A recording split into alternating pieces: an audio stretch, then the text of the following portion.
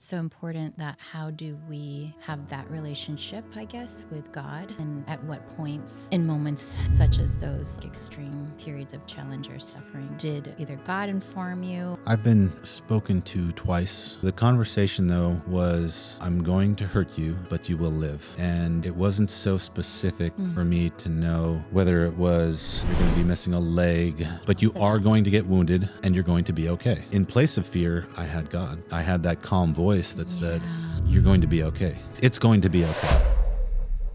Okay, so I would like to talk about and what might not be such a welcome topic, but I think it's so important that I feel like we can't really ignore that. But it's more of, when we get stretched to these limits and we have challenges that we need to meet, or there's suffering that occurs, I think there's something that is spiritual that happens. And how do we have that relationship, I guess, with God, and at what points in moments such as those, like extreme periods of challenge or suffering, did either God inform you or us or tell us, like to help us get through some of that. And I think there's been a couple of times where you've shared how you've had a conversation with God before you left for deployment, and that helped you throughout your whole deployment. And I want to hear that. I want that to be shared. Can you tell us a little bit about that? Of course. So, I've been spoken to twice, once in high school, and then once at, I think I was at Fort Benning. Oh. But if you recall, when I left the last school at Fort Benning, it must have been maybe 8 weeks before I was on a battlefield. That's true. So it was a very Such quick. It was a turnaround. It was a run to Fort Hood. Yeah. Get put in 4th ID. Yep. I was a company XO in 4th ID for 4 days. Then I was pulled over to 1st Cav, and then I deployed like 2 days later, something like that. We had less than a 24-hour notice that you were getting deployed. Something Thought like we had that. more time. We knew it was coming, Right. but it was like a less. Well, if I would have stayed with 4th ID, then no, because they were just coming back. Yeah, there would have been more And time. so I was supposed to be a replacement for a unit that was reconstituting itself. Yeah. So I think the conversation, though, was, I'm going to hurt you, but you will live. Well, That's what it was. that's And it wasn't so specific for me to know whether it was, you're going to be missing a leg, you're going to lose half your face, you're a quote unquote silly wound, like a shot in the butt, haha, or in the finger, haha. so. What was Something we your- joke about, but so there was no specifics about what it would be. Yeah. And so, what was your response? But you to are that? going to get wounded, Yeah. and you're going to be okay. Yeah. That's what the conversation was, and Like, what happened for you when you heard that message? Like, was there a belief in you that you felt? Like, did you feel unsettled? Were you feeling at peace? Like, well,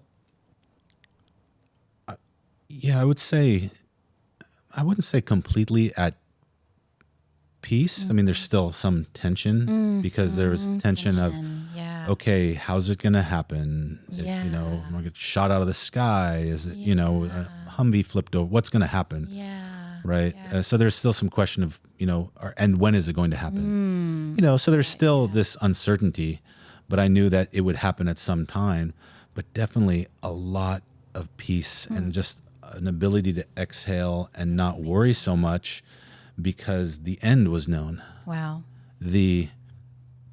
Not the how, Yeah. but once that point happened, the afterwards was known. Wow. You're going to be okay. And that carried with you. That was able to carry The with whole time. And I mean, it's a little bit of a sensitive topic in the military world, and I bet anybody watches this can be, he's a liar, but I'm not. I was spoken to and told it was going to be okay, and I felt okay. Wow. I worried a little bit, but so the thing that, I mean, the buzzword that might be a little, jar some people is, some folks say everyone had fear, or there's no way, you're either crazy or you had fear. And so, well, no, there's another way. There's crazy, you have fear, Yeah. or you have God. I had God. Or an and kind of thing, maybe crazy and fear and God. Right. Right. Yes, because I did have some, Yeah. but compared to the level of violence and losing over half my men, losing all of my vehicles, plus losing replacement vehicles, Crazy. hundreds of enemy. I mean, for my at the platoon. So I mean, like with this debrief project, we're talking about the whole battle, and there's thousands of enemy. At my platoon level, Yeah. it was our platoon, our understrength platoon minus Yeah. against a couple hundred. Yeah. And so that level of violence, I probably should have had Way more. a commensurate high level of fear, Absolutely. Yeah. or a higher level of Panic. panic, Right, but that didn't exasperation. And sure, I mean, there was some, Yeah. but compared to what was going on, Yeah. it's pretty low. Yeah. Because in place of fear, I had God. Yeah. I had that calm voice that said, Yeah. Wow. "You're going to be okay. It's going to be okay. Now, I'm going to get you. I'm going to get you. I am going to get you, I am going to get you. but it's going to be all right." Okay. When you had all these multiple little battles, though, was it ever this question of, okay, was this it, God? Or was this it, God? Is that the thing, God, that you're going to get me with? Or is there more? Like, did that come? Or was there a very clear knowing of when that did happen, when you did get shot, that it was like, this was it? This is the thing that I told you you'd suffer through.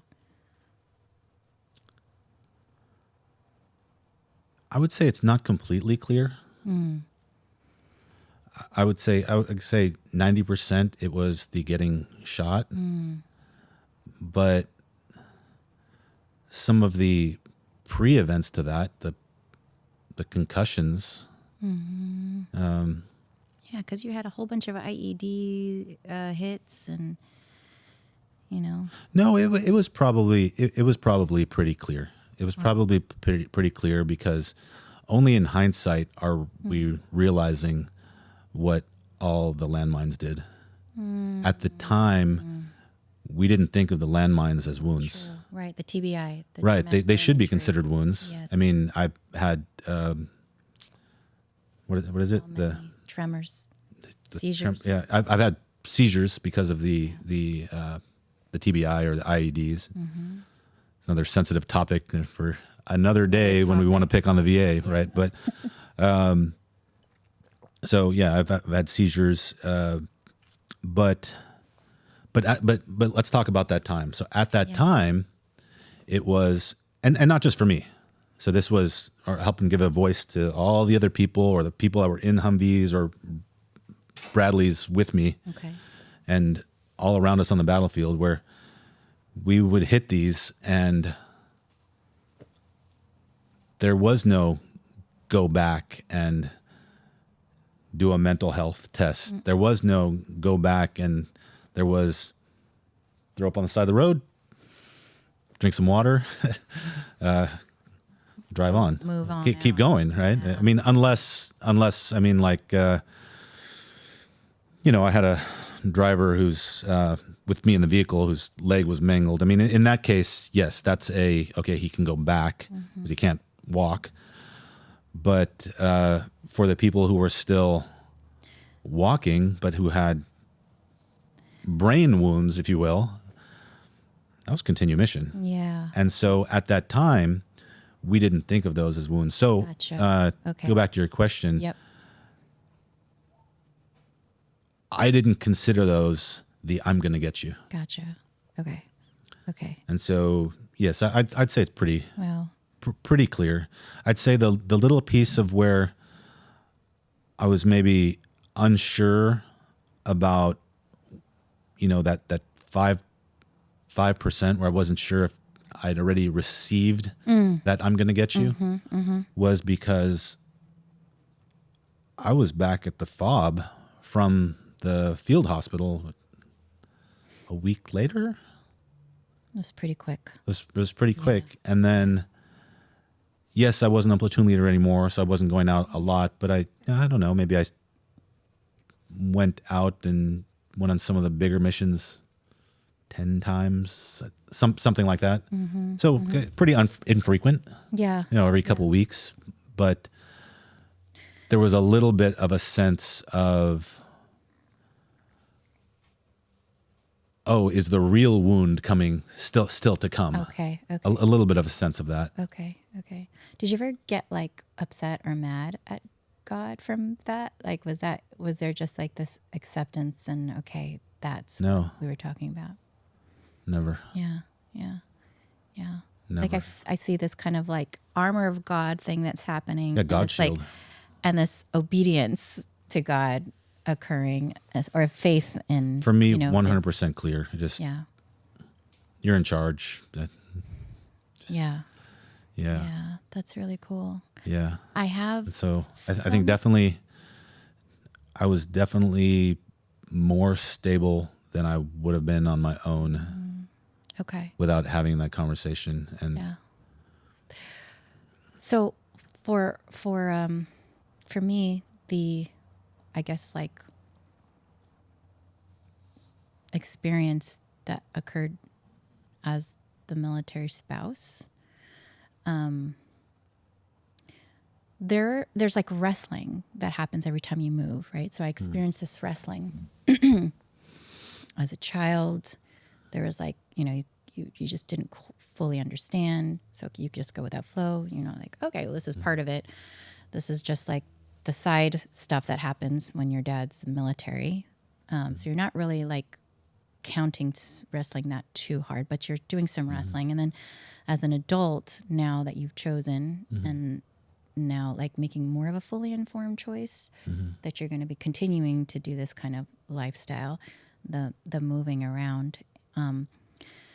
I think my period when I had a very strong connection with God occurred when we went to New York. So it was after you got out, just right after you got out. There was just so many like moments of synchronicity of like feeling like things were going to be okay. Because of course when you get out, you're like, oh, what's going to happen to us now? Is this plan going to work? Leon wants to. can I find a job? Yeah, can you find a job? You want to go to grad school and pursue this thing? And again, There's some kind of a depression or or recession around that time too. It was like 2007, 2008. I think it was like the big mortgage crisis. And okay, yeah.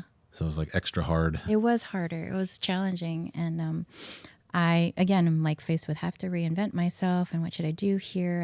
I just graduated with my master's and I wanted to become a licensed therapist. How am I going to accrue my hours here? Who's going to take me? Knowing that we'll be here for a short period of time. And I think there were, in that period of my life, I had felt so much synchronicity in walking with God that I didn't really like question it. I really loved and enjoyed it. And, but it was, but the way that was affirmed to me, I had to just have so many moments of meeting people that I wouldn't, from different walks of life, and it's somehow coming back as a connection to us. And I felt like during that time in my life, my takeaway from all of this was no matter where I go, and you don't know what you're going to experience. No matter where I go, God said to me, like, there's always something for you here. There will always be something for you here. And I just loved that, because that helped me moving forward. Keep There's moving. always Keep something moving for you here. anywhere we go. Yeah, no matter where we go, he's going to find something for me. He's going to find people for me to connect with. Friends, a job. Yeah, a job, exactly. And it's true. Like, everywhere we've gone, I've been able to find something for me. And it hasn't been because I've had connections. No, like, it's because I've been able to, like, people have come into my path that I definitely think he's kind of helped. Yes, Put new in my connections path. have been made. New connections, not because I've, like, been in the community long enough and now I'm, like, living off of some connections. It's not because of that, right? But yeah, there's something for me no matter where I go. And like, that's kind of my message that I always want to say to people who have, like, this gypsy life, or, like, they don't know where they're going next, or, you know, they're just even scared of doing a big change. That there's something for you no matter where you go. Well, we've never talked about this topic, but another way to say that is, these things can happen. You can move across the world, but God is still with you. Yeah, yeah. And He takes care of you wherever you go. That's Right. that's what my lesson is. I've been known in our life to find a new challenge or jump on something, and Yeah. a lot of times, you know, we've unpacked some of them where I'm finding a sword to swallow. Yeah. Or And stand on. Right, or stand on, yeah, stand on the knife edge, and you're kind of you know, left being dragged along, and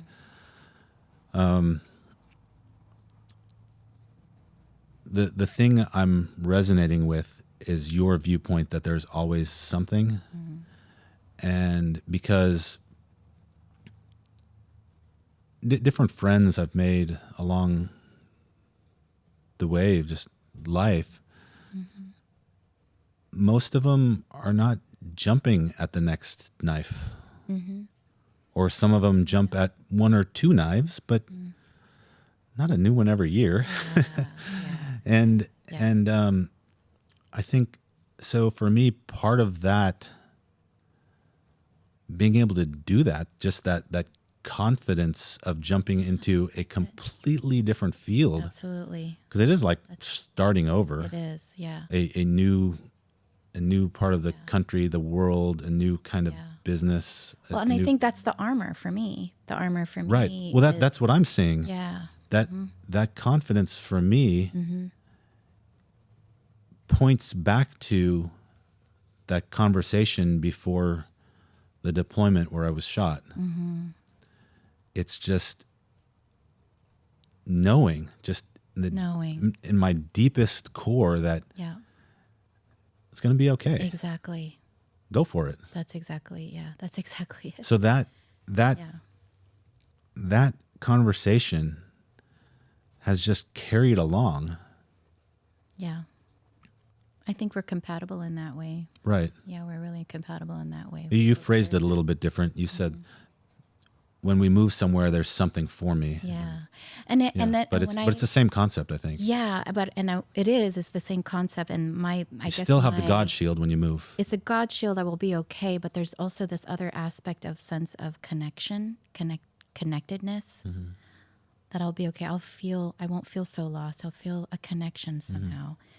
I mean, yes, I may not be a full participant the way I want to be, right? That's my kind of eternal longing, to have a little bit more of, like, a full participant wherever I am. And I'm trying to dive into that a little bit more, but I'm like, just, I can say that if I have a connection that I'll make with somebody else, even if it's brief or if it's a stranger, there's something that I can find, and that he'll show he's there too, through that person.